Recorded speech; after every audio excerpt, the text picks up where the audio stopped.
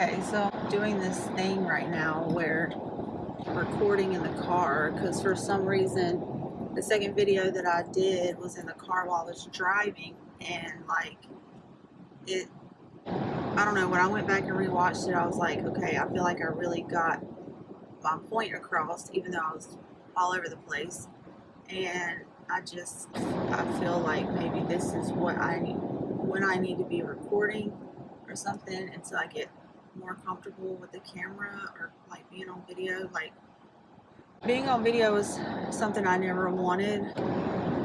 It just wasn't something that ever interested me. Anyways, so it's kind of weird that I've been led to this place where now I'm making videos. Of course, it's completely different from her shit, which is like, all for appearances and clout and views and comments and likes and all that other shit. Like mine is not for that at all, and it's real, or as real as I can make it. And it's just like I just never saw myself on this path of making videos for a YouTube channel. But we're going with it because I feel like this is my leading right now, and I feel driven by it because it's something that I'm passionate about, like, using my experiences to help others and being empathetic, people feeling safe around me, and all this other stuff. But I just want to touch on a topic real quick before I get to work. I think it's important for us to start realizing that we don't need to be protecting people who never protected us. And what I mean by that is, when people, like, it's normally like family and stuff, when they try to put you in this box that they think you should be in because they're concerned with appearances, or they don't want to be made uncomfortable by the fact that you're too much and stuff like that. And so they force you into this box and whatnot. And like for me, like being put in the box, and first and foremost, let me say I'm self-accountable. I don't blame my actions on anyone else, so that's not what I'm doing here at all. I'm just saying that I feel like sometimes our experiences and being forced into this box, or not being allowed to have a voice, or being told that we're too much, those things can manifest in our lives in very negative ways. And like for me, that type thing I feel very much contributed to my addiction, me going into addiction and stuff like that. Like, just I never felt comfortable in my own skin, like, ever.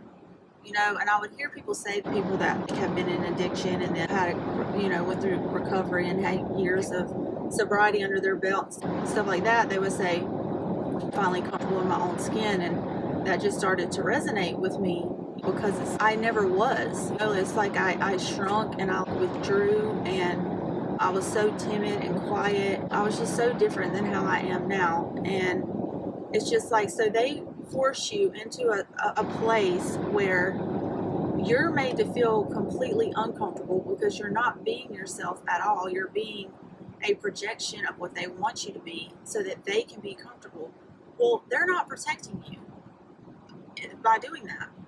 And I can't think of another example off the top of my head, but it's just the simple fact of sometimes, because of our emotional capacity, because we have that depth, we also have loyalty. I feel like we have a deep sense of everything, so I think loyalty is a part of that. So we feel like we should be loyal to these people just because they're our loved ones, or just because they're our family. But we feel this need to protect them even though they never protected us.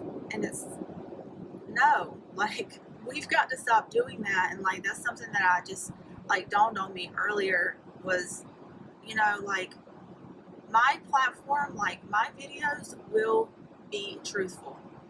Like, I will tell the truth. I'm not going to get on here and shame anybody. I'm not going to put anybody down. I'm not going to intentionally humiliate them. But I will tell my truth in a matter-of-fact way that hopefully other people can resonate with, and then I can, tell them like, look, this is how I did it, and this is what helped me get through it, and all this other stuff. So, like, I at first was like, maybe I should, and there will be a part of my story that I will leave out for specific reasons, and if I'm leaving something out, I don't have a problem saying that, and I don't even have a problem saying the reason why. And because there will be times in order to protect someone, or for whatever reason, that I will have to omit things. But for the most part, I'm not going to keep my mouth shut or avoid talking about certain things that I feel those experiences could be relatable to other people. I'm not leaving that out just so my family doesn't feel ashamed, or doesn't have to feel the weight of what their actions did to me. I'm not going to keep being in their box.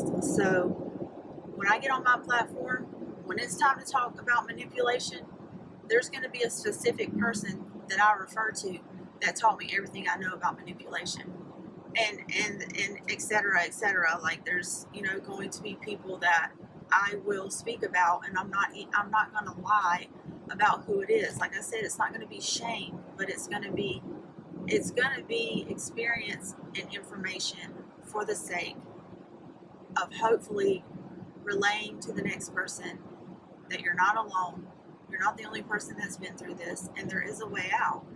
There's a way to navigate this, So that's my goal, and I was just thinking about it, like, I'm not protecting them anymore. They never protected me. In this one song, Kevin Gates says, when you compromise who you are to appease others, you slowly begin to feel yourself die inside. And that's literally what it is. Like, each and every time they try to keep me in this box, like, they were just killing parts of me. They were just forcing them down to be dormant. And I think that's why I was so uncomfortable in my own skin, is because they were killing the good parts of me, the valuable parts of me, and forcing them to not display themselves. So it's just like, we can't compromise who we are to appease other people. And it also comes down to this, like, because like emotionally intelligent people and people that feel everything have a deeper sense of empathy and understanding and seeing below the surface. And because of that, we feel the need to compromise for these people so that they're comfortable, or we feel the need to protect them because that's our family, and we have loyalty and empathy, and the reasons why they kept us in a box is because maybe they were kept in a box. Like, there could be underlying reasons from their past, but it's just a simple fact of, one thing that I'm learning above everything is how to manage my emotional intelligence, in the sense of who I allow access to it. Like, it's not just a free for all anymore. Like, I'm empathetic, and I am emotionally intelligent, so I understand where you're coming from, even though it's manifesting in ways that hurt me. Like, I'm not just going to give it out freely. Like, my capacity to carry heavy emotional shit to the point where I'm carrying not only my shit, but then other people's, like, I'm not giving out that strength anymore, like, just for free to just any and everybody. And if you want to, like, dive into that, like, I did a video about how emotional strength is currency. Like, I'm really learning in the moment now how to wield my emotional intelligence, my emotional strength, my deep emotional energy. I'm not going to keep just handing it out for free, or just giving it to people because they feel entitled to it, just because they're family or friend or boyfriend. Like, I'm not doing it anymore. And that's just a big lesson that I'm learning, and I think probably most people out here need to learn, is that you don't owe anybody your emotional capacity. You don't owe anybody your empathy or your care, or you don't owe anybody to have to carry some of their load. It's yours, and you've earned it through, blood, sweat, and tears, and crying, and just constantly just hurting all the time, and not understanding what's going on. And it's just like, you didn't go through all that to just keep handing it out to people who really don't even appreciate it, and they just feel entitled to it, and they're just like, they don't care how it affects you, because most of the time people like us deal with our emotions alone.